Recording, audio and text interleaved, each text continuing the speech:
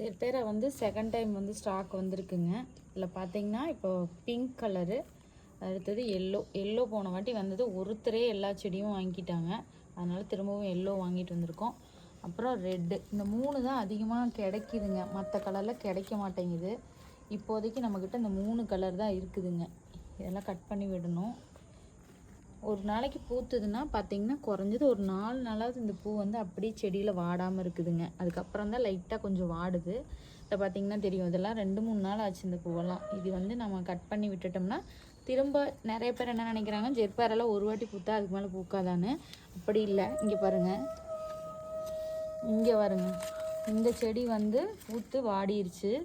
இது அடுத்த தண்டு வந்து பூக்கிறதுக்கு ரெடியாக இருக்குதுங்க. ஜெர்பேரா பார்த்தீங்கன்னா தெரியும். இதை கட் பண்ணி எடுத்துட்டோம்னா திரும்பவும் புதுசாக ஒரு வந்து தண்டு வந்து பூக்க ஆரம்பிக்கும். அந்த மாதிரி தான் அந்த ஜெர்பேரா பூக்கும்.